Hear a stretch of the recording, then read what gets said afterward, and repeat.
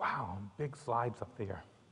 I'm Tom Warshauer. I work for the City of Charlotte, and I manage a section called Community and Commerce and Neighborhood and Business Services. I was trying to figure out how I could better describe who I am, and I figured that's probably a more accurate word. I'm really real comfortable with memos. I'm real comfortable with PowerPoint, and I'm not as comfortable being up here with you all. And I was really thinking today as people were coming up, there are a lot of people that are educators. They're really used to talking to a whole classroom of people, and I see there are a lot of kids from Gaston County up here. And then great, shout out for Gaston. And then I thought, well, then all these kids showed up to talk, and they were just phenomenal, like the lady that was just here and the lady earlier. And I thought, if this is really the future of our kids, I'm not really all that worried. I was just sort of hoping someone would lower the bar so some of us older people could crawl over it. But all seriousness, I was really trained as an architect, so my goal in life was to really create great buildings and a great place for people to live. And as I began to work in architecture, I began to realize that what I was really interested in was how to create a great city for the people that were in those buildings. And the buildings became a lot less interesting to me than what was happening in them, what was happening on the streets, what was happening between people. And I sort of got interested in how, instead of building buildings, I really worked with people like you to really build a community in Charlotte. So I work for the City of Charlotte, which means I build sidewalks. I work with people on those kinds of issues, streets, curbs and gutters. We have police, we have fire. We pick up your garbage. We deliver water to your house and pipes that run underground. We don't do schools. We don't fund schools or parks and recreation. We don't build them and we don't staff them. So it was sort of like, what is this map? What am I doing up here? Why is that really behind me? And why are we here working on schools when we really, doesn't seem to be our core service?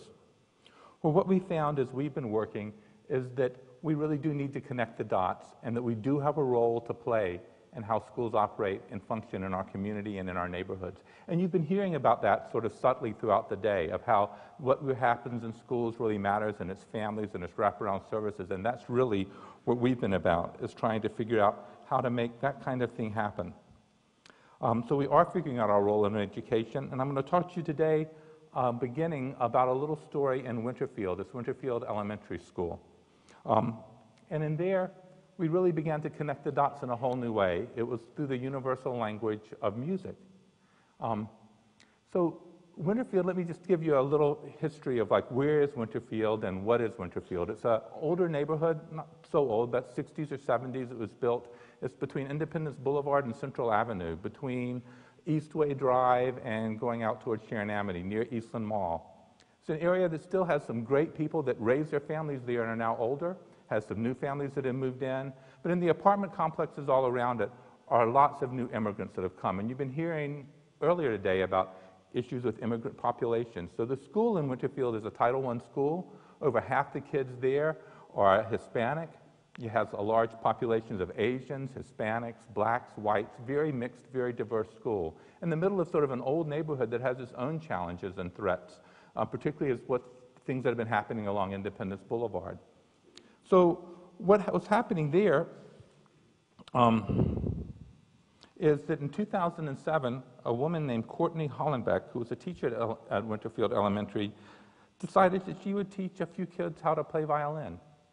When she was growing up, she played violin, and she thought, well, maybe some of these kids would be interested in violin too. So she started teaching kids violin, and before you knew it, she had like a waiting list for people to be learning how to play violin. And from that, we began to find these other partners emerged. And that's one of the wonderful things about Charlotte, and that you're hearing, I think, throughout the day, is that Charlotte really is about partnerships. It really is about connecting the dots to make things happen. So the symphony stepped up and heard about the program and decided that they would be engaged. But they didn't really know, Symphony has its own issues on raising money and paying salaries. They really lacked some funds, and they applied for a front porch grant from Crossroads Charlotte. Crossroads Charlotte is funded through the Foundation for the Carolinas. They give out $5,000 grants to really encourage community engagement too in Charlotte. So they got $5,000 to start with a program to help connect some of the symphony members to the neighborhood and to these neighborhood kids. After that, they had a recital, sort of connected through the Communities and Schools program to invite the neighborhood to this performance. And the neighborhood residents came, and this is sort of older people, people that have lived there a long time, not necessarily always engaged in the schools, and they heard this recital and they just thought it was fantastic and they loved it. So you have the 20 languages being spoken in Winterfield Elementary School, but everyone speaking this language of music and being able to be united around the story of music in schools. So they applied, and this is where we come in, the city of Charlotte, they applied for a neighborhood matching grant. And the city provides neighborhood matching grants to any neighborhood organization to do things that they want. It can be with the schools, it can be a community garden, it can be upgrading the signage in your neighborhood. But we do matching grants, and neighborhoods match that with volunteer labor, so it doesn't have to be cash. Volunteer labor and in-kind services, and we go up to $25,000 in neighborhood matching grants. Well, they were able to get the neighborhood matching grant and really expand the reach of their program so that they could do a summer program for 40 kids. And now Winterfield is a frequent performer all over town. You see their little symphonic kids playing, playing musical instruments and playing violins all over, and it's been a phenomenal program for everyone. So, in a neighborhood as diverse as Winterfield, who would have ever thought that, well, some of you all might have, but not very many people would have thought that violins would be the key to success in that community, that violins would be the universal way of pulling people together. We've heard about the importance today of art education and music education, but that's not necessarily what always comes up. We've also heard a lot about STEM. We've heard a lot about all sorts of ways that people could be engaged in the lives of kids and that kids might be interested in things. But what we've been discovering and what we believe is that kids' interests are as diverse as adults' gifts. That kids could be interested in all sorts of things, from gardening to music, to sports, to outdoor activities, to STEM education, all the way across the board. It's incredible interest that kids have, and it's incredible gifts that adults have. And what we're about is really finding ways to connect the dots between what happens with kids and the gifts that adults have to give. I think you've also heard today that adults receive too, and we do, because what really makes people happy is being useful and being needed. And in these environments, there's a reciprocity between what's going on in all of our mentoring relationships, between what's happening for kids, what's happening for adults, adults learning from kids and sharing those experiences and feeling useful in their worlds.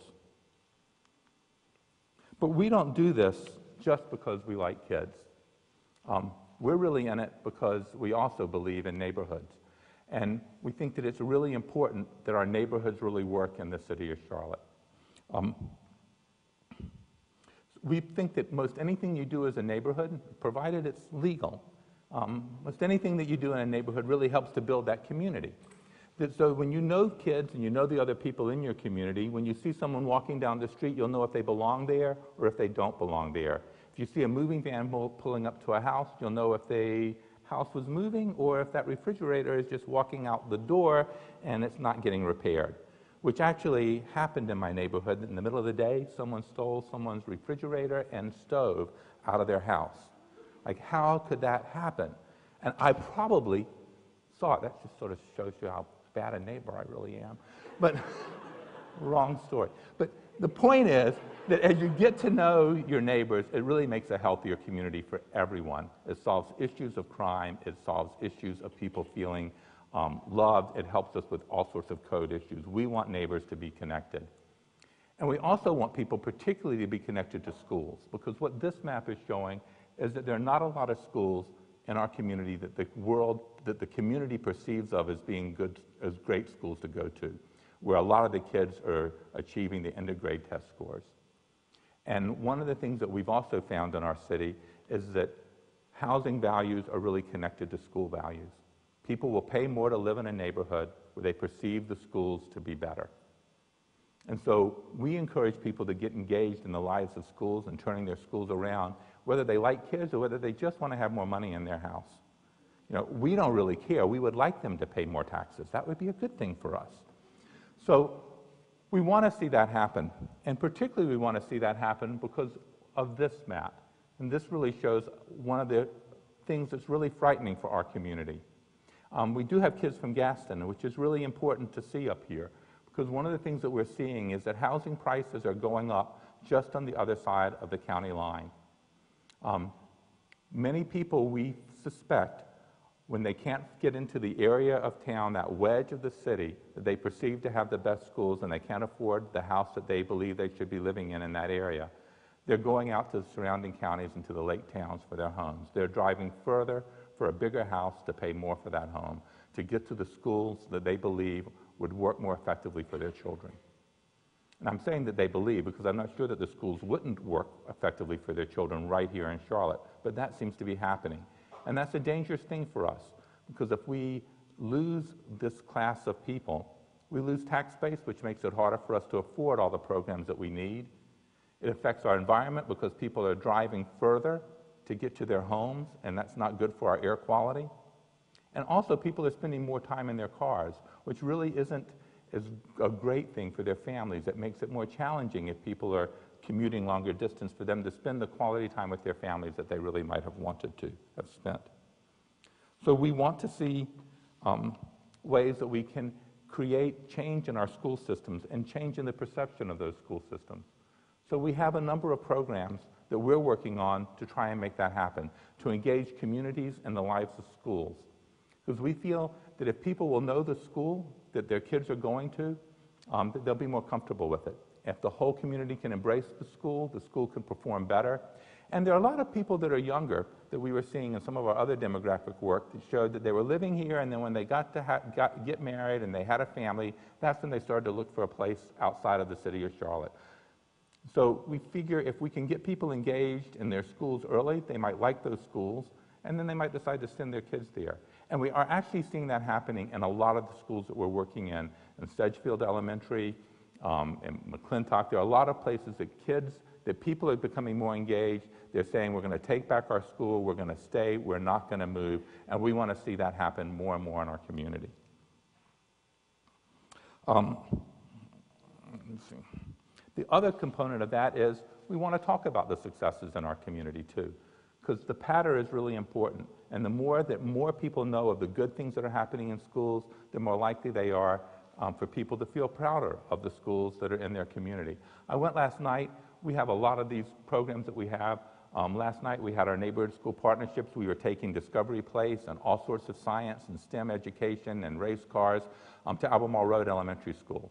There are hundreds of parents that were there with their kids. There were kids there in African dress. There were kids there that were Hispanic. There were all sorts of kids, every color and stripe, and their families, all very engaged in that school.